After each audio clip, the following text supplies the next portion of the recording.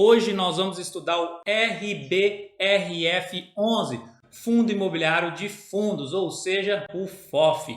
E aí nós vamos passar em algumas características que são de grande importância na hora de escolher um FOF, um fundo imobiliário como um todo, e também vamos passar na análise gráfica para saber se o ponto agora é um ponto de entrada ou se a gente espera mais um pouco aí para fazer os nossos aportes em momentos que estão lá no final de uma tendência de baixa, tá bom? Agora é a vez do RBRF11, Fundo de Fundos, um FOF. Qual que é o objetivo dele?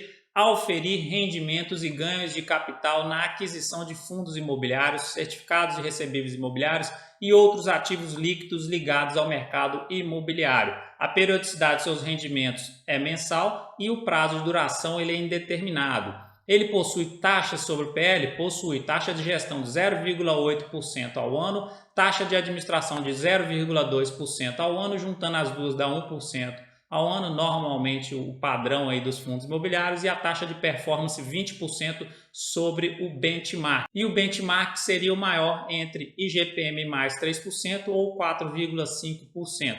Já fez 6 emissões até hoje e a sua data de início, o fundo começou em setembro de 2017.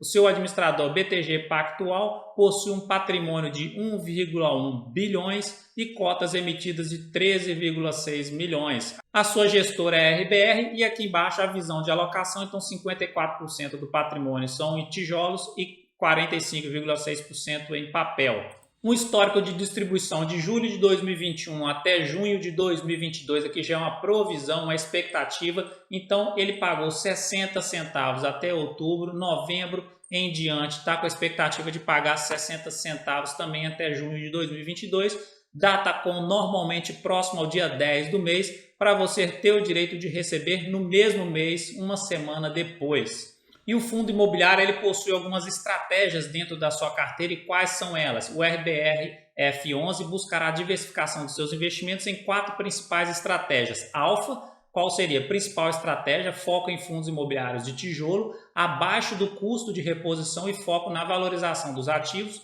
Beta, posições táticas, foco em fundos imobiliários com dividendos estabilizados, fundos mais sensíveis às oscilações de curto prazo, e o CRI busca por retornos acima do benchmark via dívida imobiliária e também por liquidez. Outra estratégia seria recursos aguardando alocação futura, em geral alocados em fundos de renda fixa com liquidez imediata. Então a composição da nossa carteira hoje aqui, 41% está em CRI, 38% em alfa, 4% em liquidez e 16% em beta. E aqui a alocação por segmento, 24,1% segmento corporativo, 45,6% recebíveis, 6,8% shoppings, 11% galpão e 12,6% outros.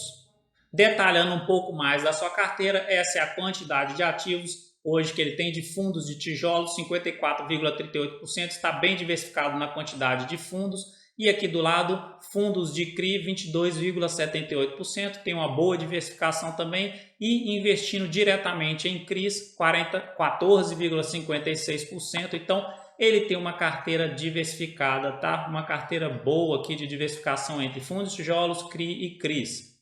Entrando na sua parte gráfica agora, comparando com o Ibovespa e com o IFIX, ele perde do Ibovespa desde quando começou a ser negociado e tem a mesma valorização do IFIX, tá bom?